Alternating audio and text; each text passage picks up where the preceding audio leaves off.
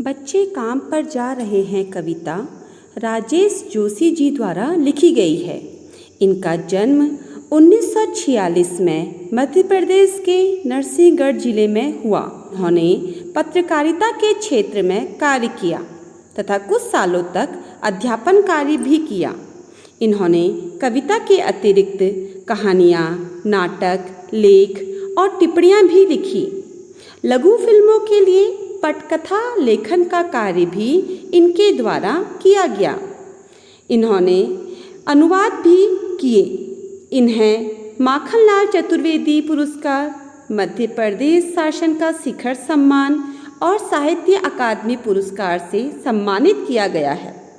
जोशी जी के प्रमुख काव्य संग्रह एक दिन बोलेंगे पेड़, मिट्टी का चेहरा, नेपथ्य की हंसी और दो पंक्तियों के बीच आदि हैं। इन्होंने बहुत ही सरल, सहज और स्वाभाविक भाषा का प्रयोग किया है। इनकी कविताओं में स्थानीय बोली के साथ उर्दू के शब्द भी देखने को मिलते हैं।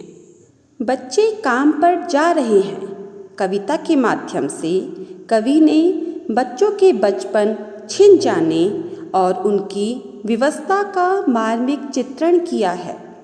कवि का भावुक मन बच्चों से उनका बचपन छीनते देख बहुत व्यथित हो रहा है।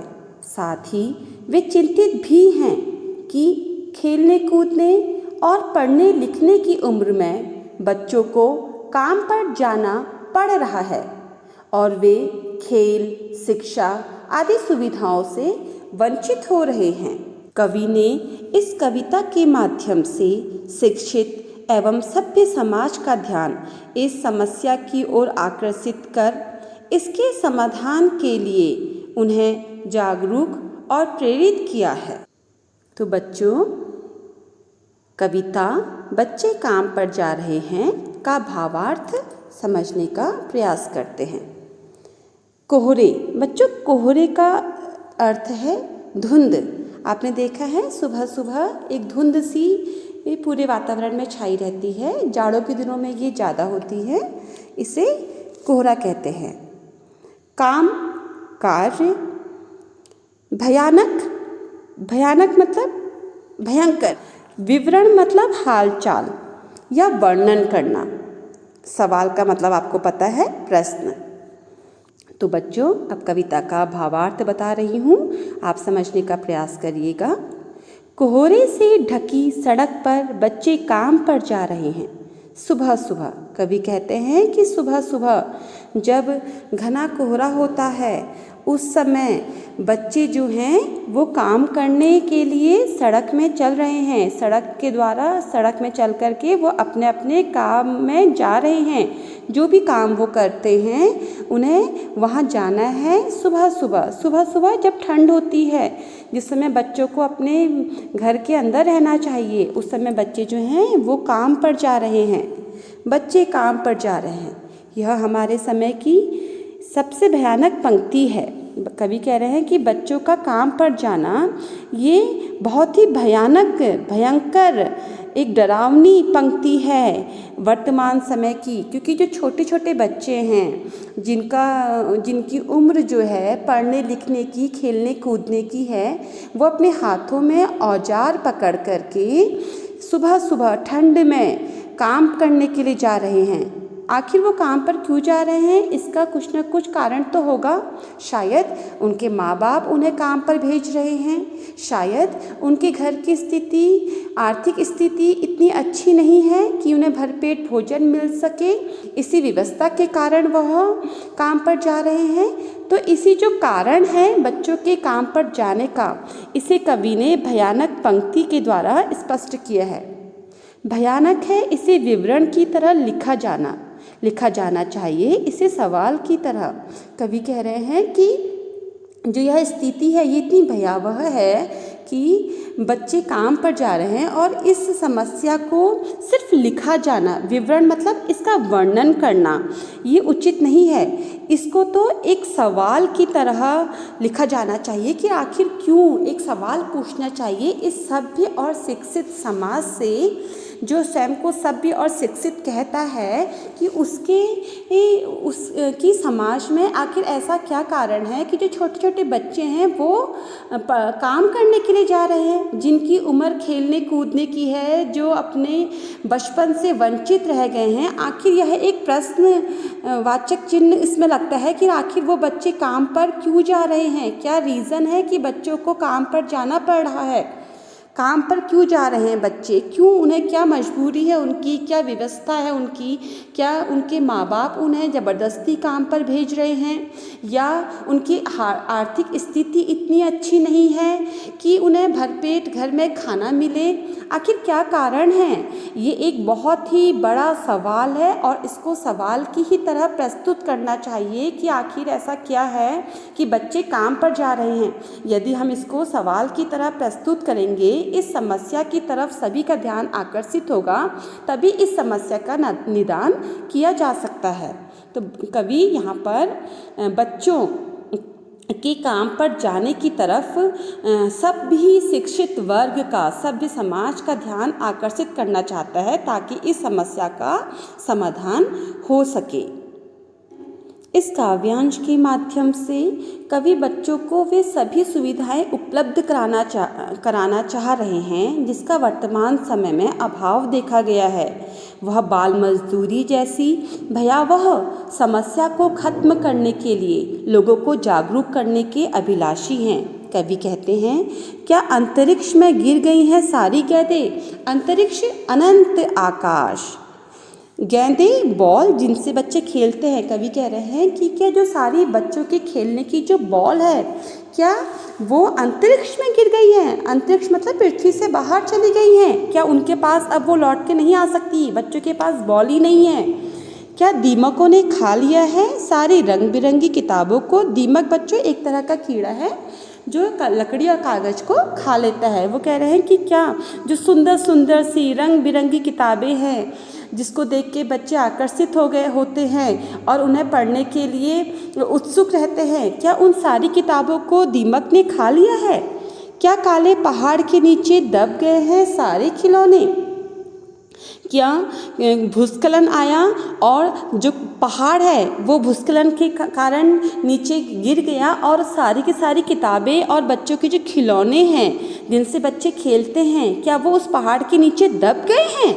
क्या किसी भूकंप में ढह गई हैं सारे मदरसों की इमारतें? कवि को समझ में नहीं आ रहा है कि आखिर क्या कारण है कि बच्चे अपनी खेलने की चीज़ें, खिलौने, किताबें स्कूल जाना छोड़ करके काम में जा रहे हैं। इसलिए कवि कह रहे हैं कि क्या भूकंप आया कोई और उस भूकंप में सारी की सारी इमारतें ढह गई हैं। ढह गई मतलब गिर गई हैं भूकंप के कारण।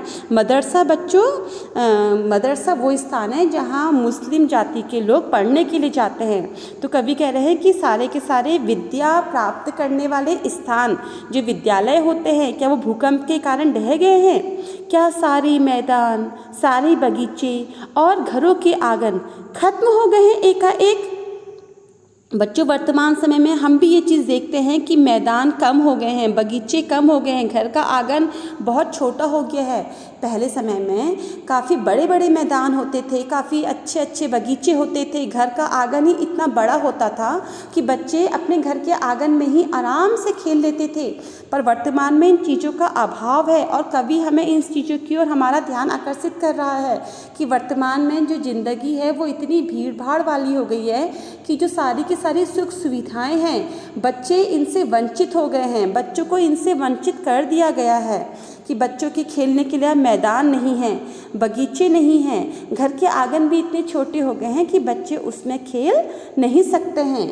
तो कवि ये सारे प्रश्न हमसे इसलिए पूछ रहे हैं कि वो हमें उत्तेजित करना चाहते हैं, क्योंकि हमने तो अपना बचपन अच्छा जिया, लेकिन जो वर्तमान समय के बच्चे हैं उन्हें खेलने कूदने का अवसर ही नहीं मिल रहा है। उनके लिए तो समय बहुत कम हो गया है और उनके माता पिता ने आर्थिक तंगी के कारण उन्हें काम पर भेजना प्रारंभ कर दिया है ताकि घर में पेट भर भोजन सभी को प्राप्त हो सके।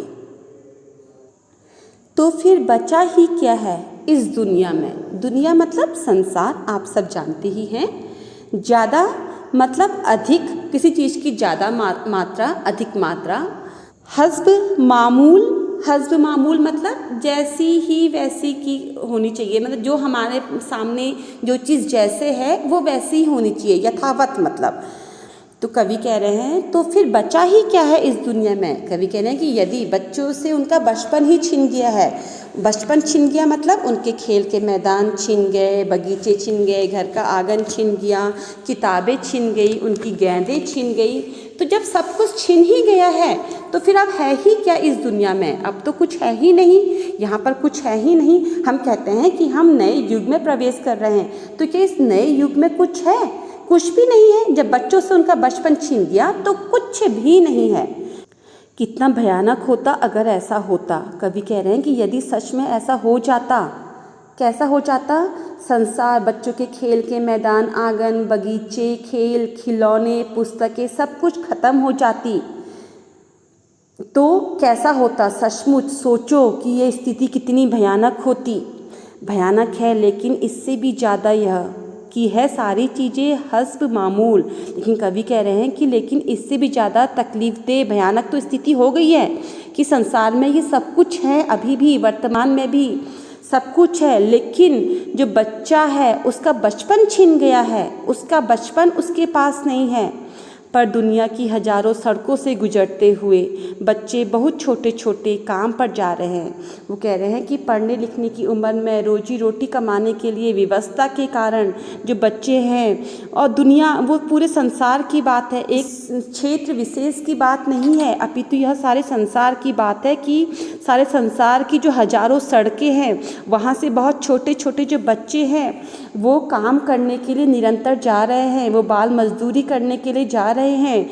और यह उनका काम पर जाना एक हम सबके लिए चिंता का विषय है। ये एक बहुत ही भयावह स्थिति है।